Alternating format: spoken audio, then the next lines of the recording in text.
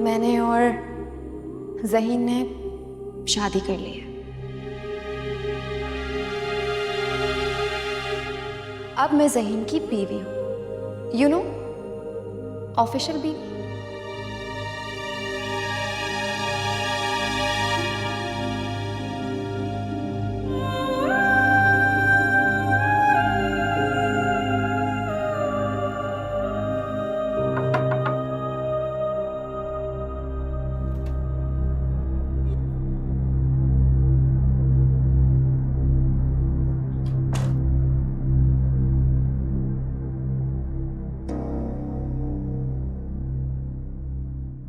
मैं और ज़हीन ये शादी बहुत धूमधाम से करना चाहते थे,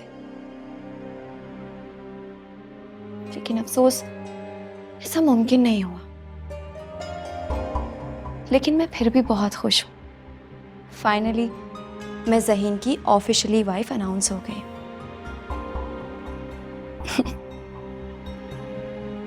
मैं ये शादी को ना बहुत ग्रैंड तरीके से सेलिब्रेट करूंगी, लेकिन तब जब तुम इस घर से रुखसत होगी। तुम ये बताने के लिए आई हो? नहीं, मैं तो यहाँ तुम्हारी बेबसी और तुम्हारी हार देखने आई। यू नो, मुझे ना तुम्हें इस तरह दुख में देखकर बहुत सुकून मिलता है। तुम लाख कोशिशें कर लो, लेकिन मैं कभी भी इस तरह ज़हीन की जिंदगी से नहीं जाऊंगी।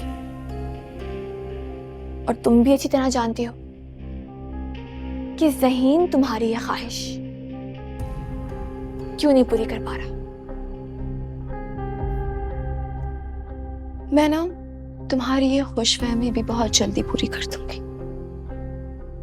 बस एक प्रोजेक्ट मिलने की देर है। 60 करोड़ दिलशाद आंटी को दूंगी और वो तुम्हारा हक महर तुम्हारे मुंह पे मारेगी, और ज़हीन तुम्हें तलाक दे देगा। तो फिर ना तुम ये काम जरा जल्दी कर दो।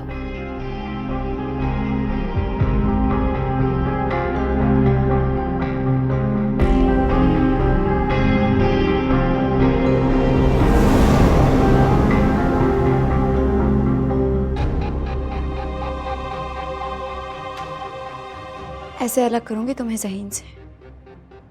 हो गया तुम्हारा? अब जाओ यहाँ से और किसी कोने में बैठ के अपनी ये ख्याली पुलाव पकाओ।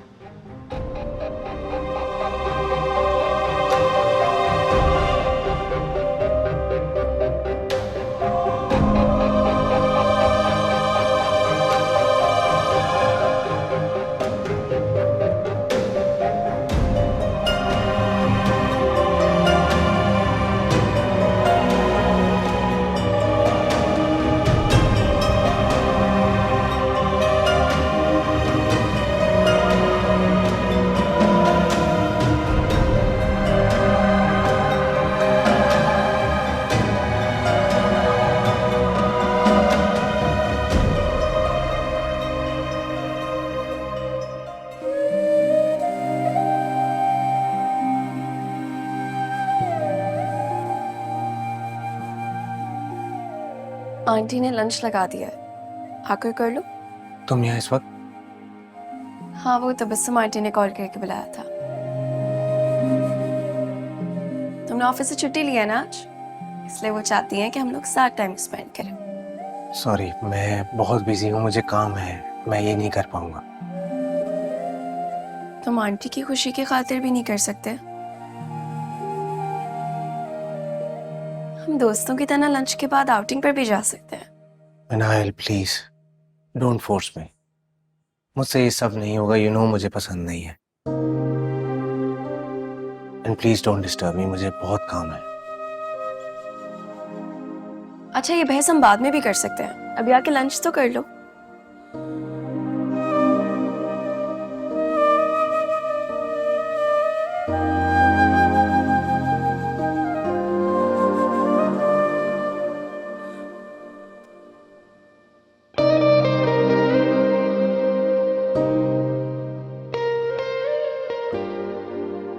रेहान अब आ जाओ बेटा। अरे आ जाओ ना बेटा, खाना ठंडा हो रहा है। देखो मिनाइल ने अपने हाथों से बनाया है और सब तुम्हारी पसंद का है। वो मेड कहाँ है अम्मी? उसकी मैंने छुट्टी करवा दी थी, मुझे उसके हाथ का खाना पसंद नहीं आ रहा था। भाई ये काम तो वैसे भी घर की औरतों का होता है ना, मुझे उसके हाथ का अच्छा नहीं लग रहा था, मैंने छुट्टी करवा दी। ज्यादा सोचो मत रेहान, खाना खाना शुरू करो ना। मुझे नहीं खाना खाना। ये क्या तरीका है भाई?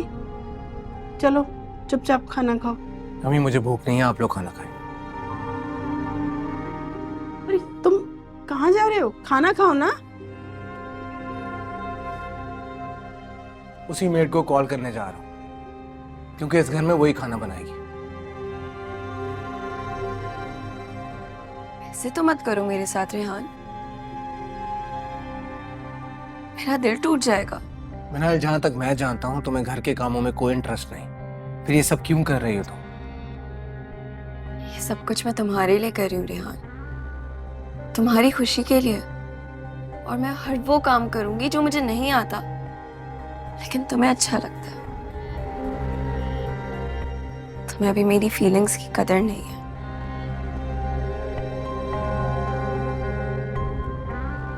अम्मी मिनाइल को ये सब करने के लिए आपने कहा है। नहीं, मैं क्यों कहूंगी भला? भाई वो तो अपनी खुशी से कर रही है सब कुछ। आप लोगों को खुदा का वास्ता है, प्लीज आप लोग मेरी बात समझने की कोशिश क्यों नहीं करते? और मिनाइल, तुम्हें यहाँ से कुछ नहीं मिलेगा, तुम अपना टाइम वेस्ट कर रही हो मेरे साथ।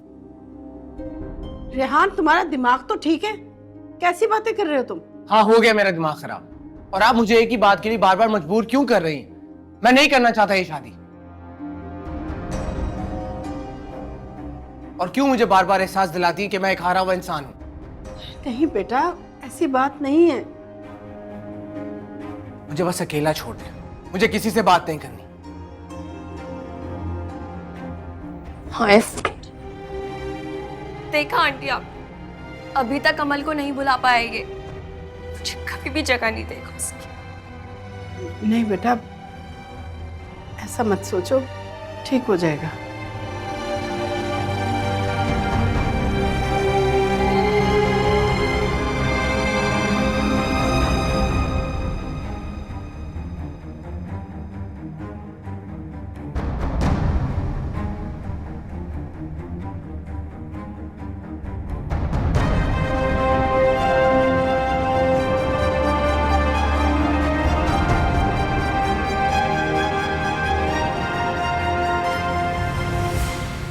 मामा, आपको अमल ने बताया होगा कि आप माशाल्लाह से नानी बनने वाली हैं। मामा, आई एम एक्सपेक्टिंग। नहीं, मुझे तो कुछ नहीं बताया। No, I really don't care तुम्हारी जिंदगी में क्या हो रहा है। तुम यहाँ आई क्यों?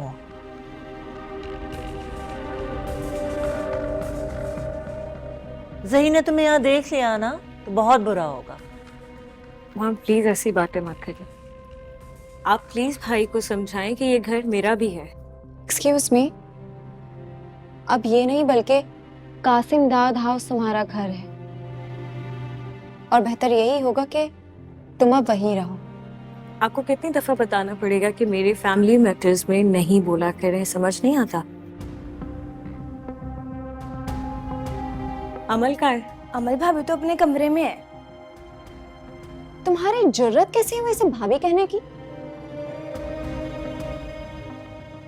मैंने तुम्हें मना किया था ना कि अमल को तुम भाभी नहीं कहोगी। ज़हीन की बीवी सिर्फ मैं हूं, महाज़हीन, समझी तुम? ये क्या कह रही है? भाई ने इससे शादी कर ली है क्या? मामा लेकिन क्यों? हाँ, एक खुशखबरी तुमने सुना दी और एक खुशखबरी हम तुम्हें सुना रहे हैं। माँ और ज़हीन ने शादी कर ली है और हम बहुत जल्द सारी दुनिया को ये अनाउंस भी कर देंगे। मामा आप क्या कह रही हैं? क्या कह रही हैं आप? इस सब में अमल का क्या कसूर है?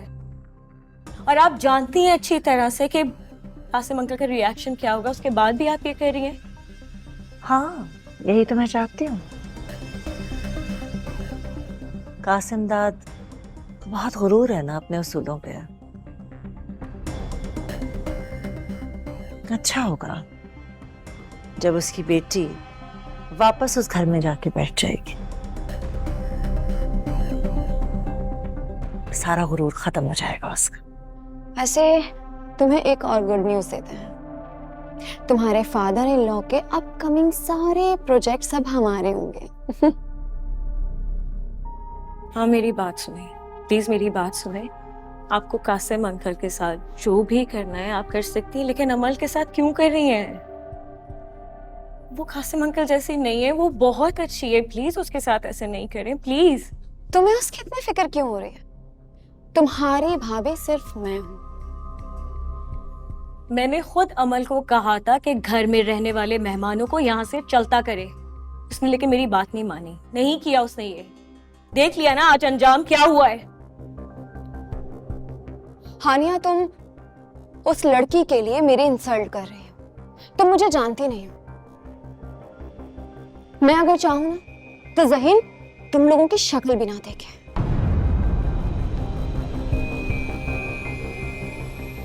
महा, बिल्कुल भी बहस करने की जरूरत नहीं।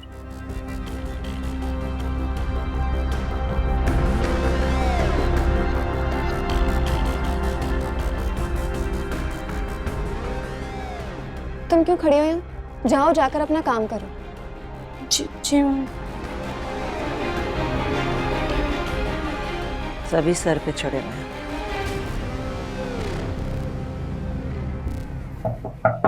जी हानिया, कैसी हो? वालेकुम अस्सलाम। तबीयत कैसी है? Many many congratulations. Thank you, तबीयत बेहतर है अभी। बासिल भाई कहाँ है? मुझे उन्हें भी तो मुबारकबाद देनी है। अरे बैठने का नहीं बोलो, सारी बातें खड़े होके करनी है। सॉरी, आओ बैठो।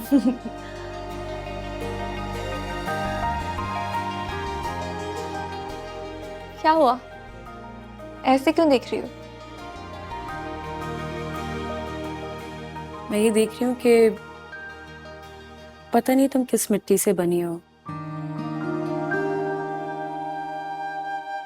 इतनी तकलीफ, इतना दर्द पता नहीं कैसे सहती हो। अमल, तो मामा की और ज़हीन भाई की नाइंसाफियों को और ये ज्यादतियों को कब तक बर्दाश्त करोगी? और ज़हीन भाई और महा की शादी के बाद क्या करोगी तुम? देखो अमल, मैं कह रही हूँ इस महा को सबक सिखाओ प्लीज। और तुम्हें कोई मदद चाहिए तो मुझसे बोलो। अमल, मेरी बात मानो प्लीज, मेरी बात मानो। सोनिया आंटी को, कासिम अंकल को बता दो कि ज़हीन भाई और महा ने शादी कर ली है। नहीं, तुम प्लीज मामा से कुछ मत कहना, वो ये सब कुछ बर्दाश्त नहीं कर पाएंगी। ऑलरेडी बहुत बीमार रहने लगी हैं वो। मैं नहीं चाहती हूँ कि मेरी वजह से मजीद परेशान हो। तुम मुझसे वादा करो कि तुम उस घर में किसी को कुछ नहीं बताओगी। अच्छा ठीक है अमल, मैं नहीं बताऊंगी तो तुम्हें लगता है यहाँ से कोई भी नहीं बताएगा? किसी ने भी बता दिया फिर क्या करोगी? मैं कब तक इस बात को छुपा सकती हूँ मैं नहीं जानती, लेकिन मैं मामा को जितना इस तकलीफ से दूर रख सकती हूँ उतना तो रखने की कोशिश कर सकती हूँ ना। अच्छा ठीक है, तुम्हें जो सही लगे तुम वो करो।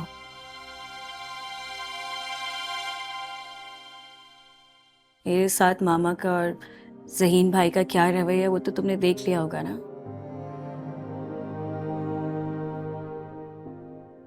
मुझे तो कभी कभी यकीन नहीं आता कि ये मेरा सगा भाई है और ये मेरी माँ है जो मुझसे इतनी नफरत करते हैं। और अब ये महा, अब एक नया ड्रामा आ गया है। पहले दिन से मुझे ये लड़की अच्छी नहीं लगती। मुझे पता है इसी ने सारा काम बिगाड़ा है। मेरा भाई तो कभी भी इस तरह नहीं था। कुछ उसने किया है, मैं जानती हूँ ये। बासिल भाई नहीं आए? नहीं, और अच्छा है कि नहीं आए। अगर वो यहाँ आके ये सब होता हुआ देखते, पता नहीं कितना बड़ा हंगामा करते हैं। और सबसे पहले जाके सोनिया आंटी को कासिम अंकल को बताते हैं। अमल, मेरी बात सुनो। देखो, अगर तुमने फैसला कर लिया है कि तुम्हें यहाँ रहना है तो फिर बहुत डट के रहना पड़ेगा।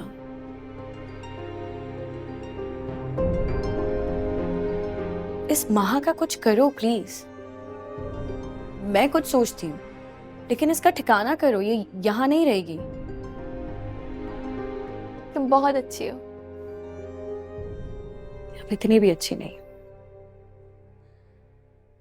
अच्छा चलो कुछ खाते हैं। खाना? नहीं नहीं, मुझे नहीं खाना। मामा ने वैसे ही इतनी खातिर तवाज़ा कर दी कि अब गुंजाइश ही नहीं रही है कुछ खाने की।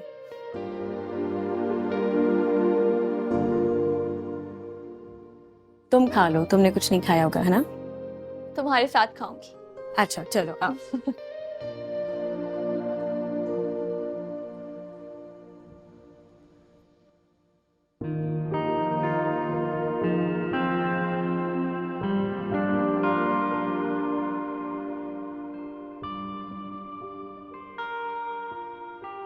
Thank you. ये लीजिए, कॉफी आ गई आपकी। वो राफी की तबीयत कैसी है? बेहतर है वो? हाँ, राफे तो ठीक है। मुझे आपसे कुछ बात करनी है।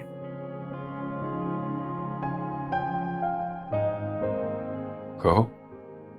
कासिम, आप माजी की तलखियों को भूलकर रिश्तों को गले से नहीं लगा सकते। हानिया दिलशाद बेगम की बेटी जरूर है, लेकिन वो बहुत मुख्तलिफ है। लेकिन है तो दिलशाद की परछाई, उसी की तरबियत का अक्स है।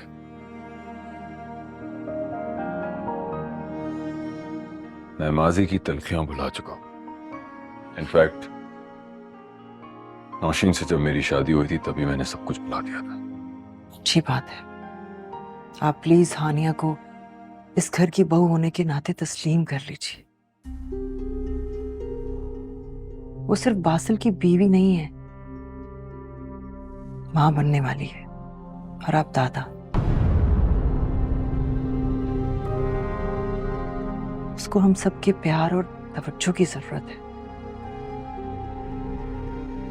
ठीक कह रही हो तुम।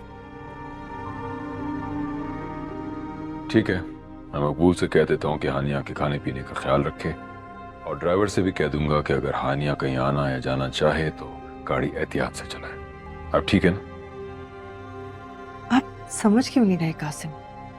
बात ड्राइवर और खाने पीने की नहीं है। मुझे कुछ जरूरी कॉल्स करनी है, हम इस मौजू पे बाद में बात करेंगे। Excuse me.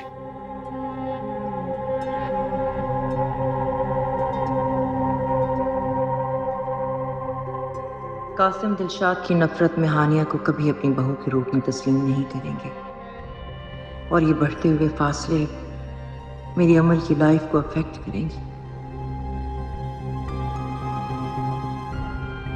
या अल्लाह, मेरी बच्ची की मदद फरमा।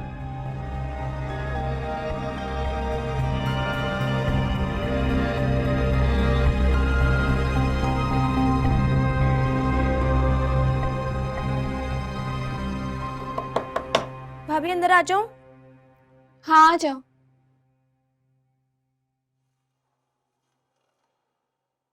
भाभी आपके लिए खाना लगा दूं? मेरे लिए? वो ना आज रात का खाना खाने सब बाहर गए हुए हैं। आप क्यों नहीं गई वैसे? मैं बाहर का खाना नहीं खाती। तो फिर मैं आपका खाना नीचे लगा देती हूँ ना, आप आके खा लें। नहीं, मुझे भूख नहीं है। भूख होगी तो मैं बता दूंगी। जी, जैसे आपकी मर्जी।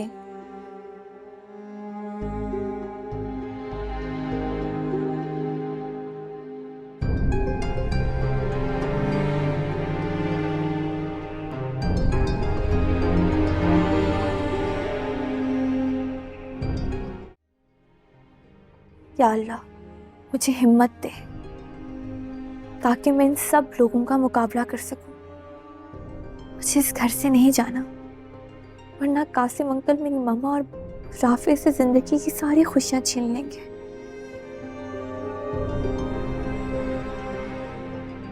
मुझे अपने हालात का मुकाबला करना है। Please help me.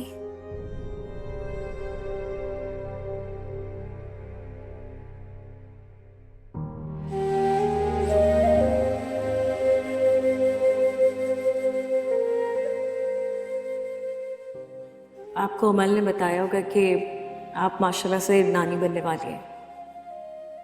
नहीं, मुझे तो कुछ नहीं बताया। No, I really don't care तुम्हारी जिंदगी में क्या हो रहा है। बस तुम यहाँ आई क्यों? ज़ही ने तुम्हें यहाँ देख लिया ना तो बहुत बुरा होगा।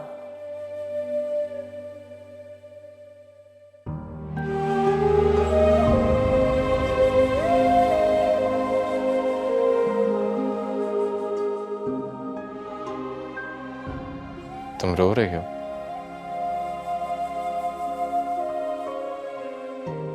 पापा की बातों को दिल पे मत लिया करो। और इस हालत में तुम्हें स्ट्रेस लेने की जरूरत नहीं है। रेस्ट करो। तुम तो मॉम की तरफ गई थी ना अपनी। क्या हुआ? Is everything okay? हाँ, गई थी मामा के घर। उन्हें जब मैंने ये गुड न्यूज़ दी है, कोई रिएक्शन ही नहीं था उनका। कोई खुशी ही नहीं हुई उन्हें। किसी किस्म का कोई इंटरेस्ट शो ही नहीं किया उन्होंने। मतलब कासिम अंकल की दुश्मनी इतना मैटर करती है उनके लिए कि मेरी इतनी बड़ी खुशी को उन्होंने इस तरह इग्नोर कर दिया। वो मेरी माँ है वासिल। मेरा बच्चा, उनका भी तो कुछ लगता ही है ना। देखो, ऐसा तो होना ही था।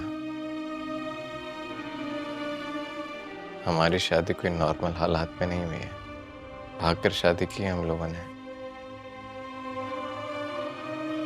इस से रिएक्ट करना तो बनता ही था उनका। इतनी आसानी से तो नहीं मानेंगे वो।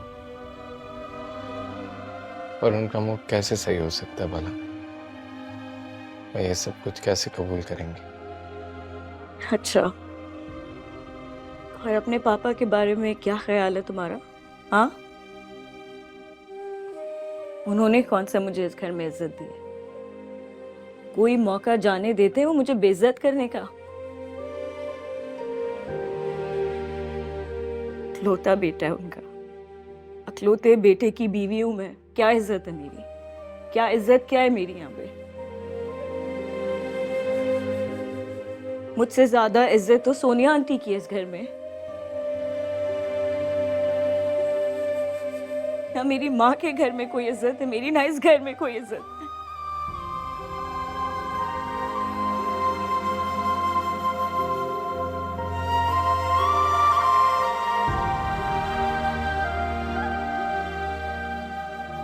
हानिया, प्लीज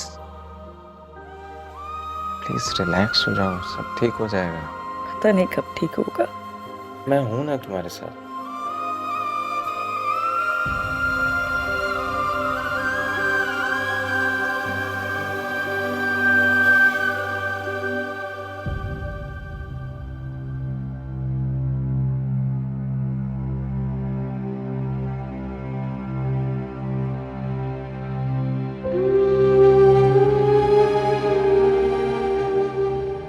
अस्सलाम वालेकुम मम्मी।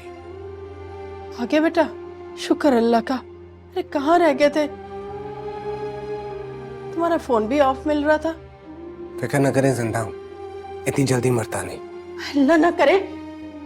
कैसी बातें कर रहे हो? क्यों अपनी माँ का दिल जला रहे हो? क्यों ऐसी बातें कर रहे हो तुम? जानना तो मैं ही चाहता हूँ मम्मी, क्यों आप बार बार मुझे उस रास्ते पे खड़ा कर देती हैं जिसकी कोई मंजिल नहीं। बताएं। बेटा, मेरा बच्चा, मैं तो सब तुम्हारी खुशी के लिए कर रही हूँ। मैं तुम्हें अकेला अंधेरों में भटकता हुआ नहीं देख सकती मेरा बच्चा। अच्छे लगते हैं अंधेरे मुझे।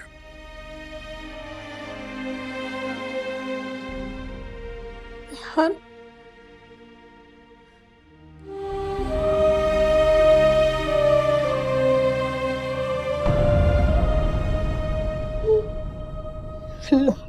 बच्चे पर अल्लाह तू क्या मेरे बच्चे को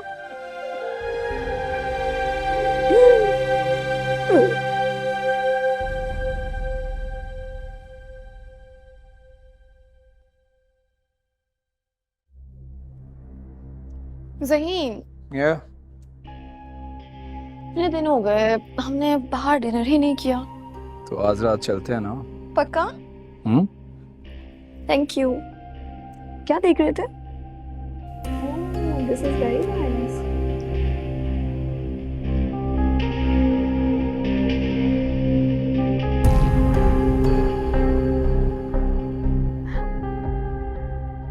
क्या हुआ? कहाँ जा रही हो? ओह, जेलस। तुम जेलस हो रही हो ना? क्या करूं? ज़हीन को खुद से कितना ही दूर क्यों ना कर लूं, लेकिन वो मुझसे दूर होता ही नहीं है। Because he loves me ना।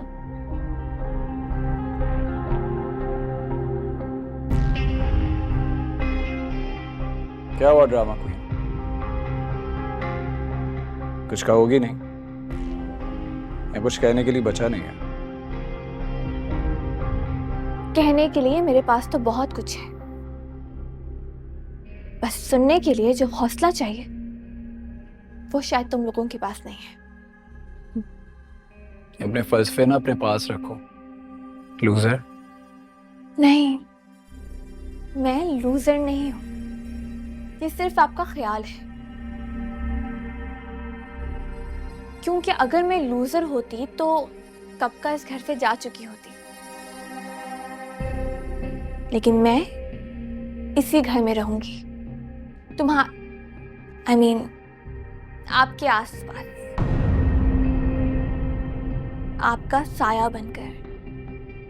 क्योंकि अब तो मैं आपकी जिंदगी का हिस्सा हूं ना, my dear husband. Excuse me, ये जो तुमने नया अंदाज अपनाया ना हमें तंग करने का, इसमें भी तुम्हारी ही हार होगी। ऐसे तुम कुछ भी कर लो, तुम्हारी किस्मत में ना सिर्फ रोना ही रोना है। नहीं नहीं नहीं नहीं नहीं नहीं, नो मिस्टर ज़हीन, उस अमल को तो मैं कब का अपने वजूद के अंदर दफना चुकी हूँ। अब रोने का नहीं, बल्कि रुलाने का वक्त आया है। ये तुम्हारी भूल है, मैं तुम्हें खून के आंसू रुलाऊंगी, आई प्रॉमिस यू।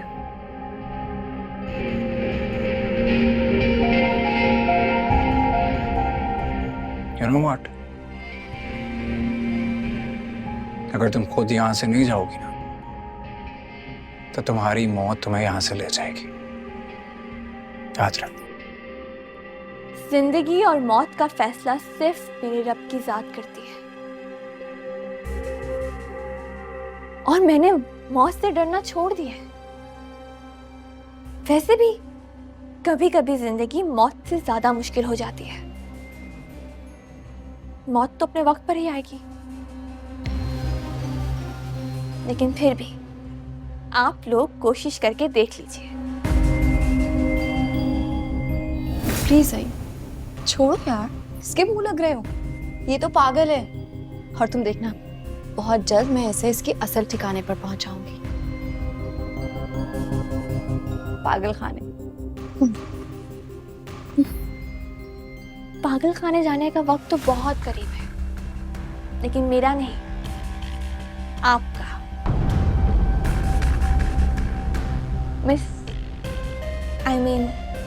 मिसेस माहा ज़हीन।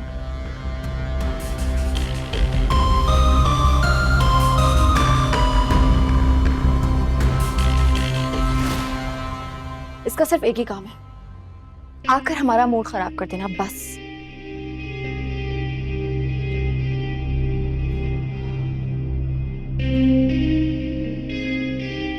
अच्छी तरह समझ लिया ना, बॉडी सर्चिंग भी तुम करोगे और मैडम के व्हीकल सर्चिंग का काम भी तुम्हारा होगा।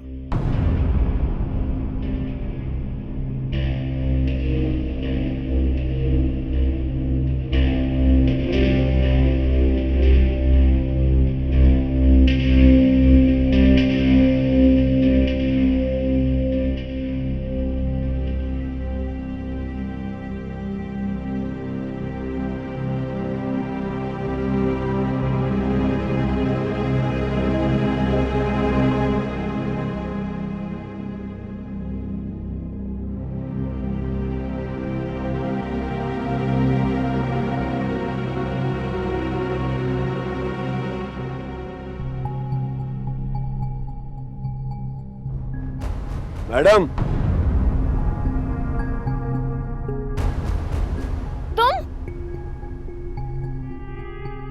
तुम यहाँ क्या कर रहे हो?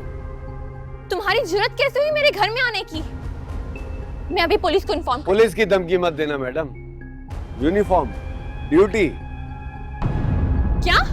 दिलशाद मैडम ने मुझे दिलशाद हाउस का सिक्योरिटी इंचार्ज मुकर्रर किया है। वैसे तुम्हारी मैडम है बहुत बेवकूफ। अब सोचो मैं तुम्हारे साथ क्या करूं। गिन गिन के बदले लूंगा तुमसे। मैं अभी जाकर आंटी से कहती हूँ कि वो तुम्हें यहाँ से निकालें। अच्छा, जैसे वो तुम्हारी बात पर यकीन कर लेगी। मैं अब तुमसे नहीं डरने वाली। डरो, राशिद से डरो। अगर मैंने तुम्हारी असलियत दिलशाद मैडम और तुम्हारे सौतेले बाप को बता दी ना, तो क्या होगा? अगर मैंने उन्हें बता दिया कि तुम्हारे बाप ने, तुम्हारे असली बाप ने गबन किया था, फिर तुम्हारा शौहर तुम्हारा हाथ पकड़कर इस घर से तुम्हें बाहर निकाल देगा। लेकिन तुम परेशान मत हो, मैं तुम्हारा हाथ थामने के लिए तैयार हूं। मैं तुम्हारी और तुम्हारी माँ की बदकिरदारी की दास्तान सुनाऊंगा तुम्हारे सौतेले बाप। खबरदार, खबरदार, जो मेरी माँ का नाम भी लिया तो वरना। चलो बताओ बताओ बताओ, क्या करोगे? बताओ ना। अमल मैडम, चाहकर भी तुम मुझसे बच नहीं सकते। तुम जैसे घटिया इंसान से अच्छाई की उम्मीद की भी नहीं जा सकती। अभी अगर मैं रुबाब पप्पू को फोन करके ये बता दूं कि उनका चीटर देवर यहाँ पर क्या कर रहा है, तो तुम्हारी बची कुछ इज्जत के भी सही पर खच्चे उड़ेंगे। तुम दिलशाद हाउस में नौकरी करने के लिए आए हो, करो, लेकिन कोशिश करना कि अपनी हद में रहो। अगर तुमने अपनी औकात से बढ़ने की कोशिश की तो मुझे तुम्हें तुम्हारी औकात याद दिलाने में वक्त नहीं लगेगा। और एक और बात, अगर तुम्हारी वजह से मेरी मामा की जिंदगी पर जरा सा भी असर पड़ा तो मेरी वजह से तुम इस दुनिया से जाओगे। मैं तुम्हें जान से मार दूंगी, याद रखना मेरी बात।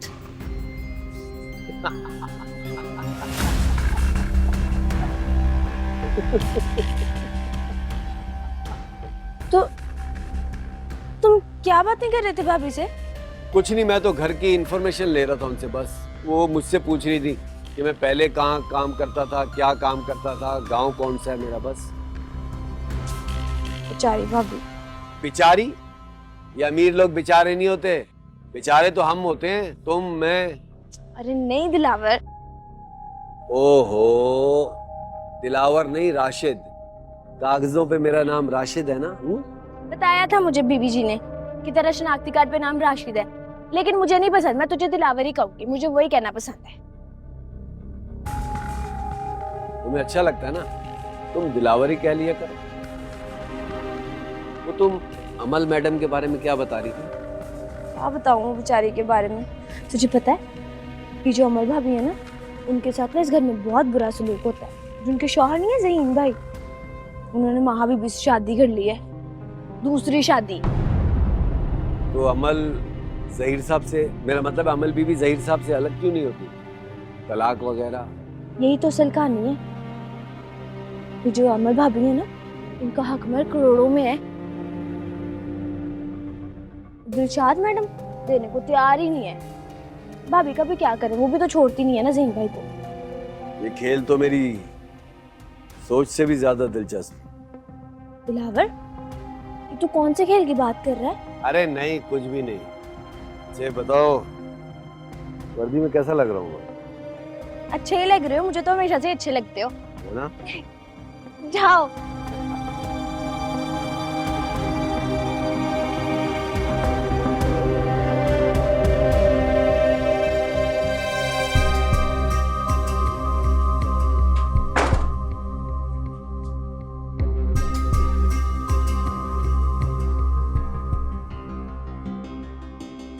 राशिद का यूं दिलशाद हाउस में आना मेरे लिए ठीक नहीं है। अगर उसने वाकई दिलशाद आंटी और ज़हीन को मेरे मासी के बारे में बता दिया तो कासिम अंकल तक बात पहुंचने में देर नहीं लगेगी।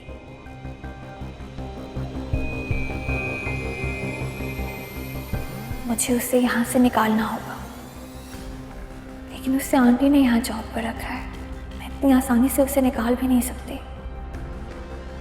लेकिन ये आंटी तक पहुँचा कैसे? कुछ भी हो अमल, तुम अब राशिद के सामने कमज़ोर नहीं पड़ सकती। तुम्हें अब हालात का मुकाबला करना है।